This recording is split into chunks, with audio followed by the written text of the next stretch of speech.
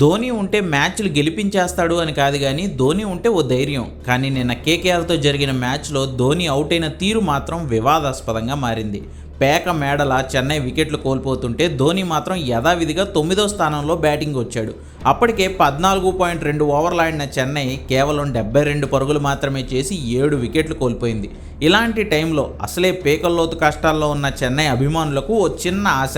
Dhoni నిలదొక్కుంటే last ఓవర్లో బ్యాట్ని జులిపిస్తే చెన్నై ఓ 120 పరుగులన్నా చేస్తుంది, అప్పుడే కాస్త కేకేఆర్కి ఫైట్ అన్నా ఇవ్వచ్చు అని. బట్ అనుకున్నది జరిగితే క్రికెట్ ఎందుకు అవుతుంది? సునీల్ నరైన్ బౌలింగ్లో ధోని ఎదుర్కొన్న 4వ బంతి అతని ప్యాడ్స్ని తాకింది. నరైన్ ఎల్బీడబ్ల్యూకి అప్పీల్ చేయగా ఫీల్డ్ ఎంపైర్ అవుట్ ఇచ్చేశాడు.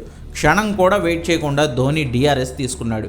డిఆర్ఎస్లో తేలింది ఏంటంటే నరైన్ వేసిన బాల్ ధోని బ్యాట్ అంచుని తాకుతున్నట్లుగా స్నికోమీటర్లో కొన్ని స్పైక్స్ కనిపించాయి. కానీ అది సైడ్ నుంచి కనిపిస్తోంది. ఫ్రంట్ కెమెరాలో చూసినప్పుడు బ్యాట్కి బాల్కి మధ్య కొద్దిగా డిస్టెన్స్ ఉన్నట్లు థర్డ్ ఎంపైర్ భావించాడు. అందుకే ఆన్ ఫీల్డ్ ఎంపైర్ ఇచ్చిన అవుట్నే పరిగణలోకి తీసుకుని స్నికోమీటర్లో స్పైక్స్ కనిపిస్తున్నా కూడా ధోనిని అవుట్గానే డిక్లేర్ చేశాడు. ధోని నిరాశగా వెందిరగాల్సి వచ్చింది. ఫలితంగా 75 పరుగులకే 8 వికెట్లు కోల్పోయింది చెన్నై. ఇక్కడ స్నికోలో స్పైక్స్ కనిపించినా కూడా బెనిఫిట్ ఆఫ్ డౌట్ ఉన్న బ్యాటర్కి అనుకూలంగా డెసిషన్ ఉండాలి, కానీ ఆన్ ఫీల్డ్ ఎంపైర్ డెసిషన్నే కన్సిడర్ చేయడంపై ధోని ఫ్యాన్స్ అయితే బగ్గుమంటున్నారు.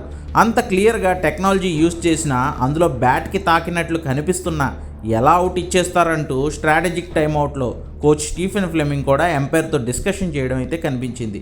ఏదైతేనేం ధోని అవుట్ అయిపోయాడు. చెన్నై విసిరిన 104 పరుగుల లక్ష్యాన్ని కేకేఆర్ 10 ఓవర్లలోనే ఉఫ్మని ఊదేసి చరిత్రలో లేని విధంగా చెన్నైకి వరుసగా 5వ ఓటమిని కట్టబెట్టింది.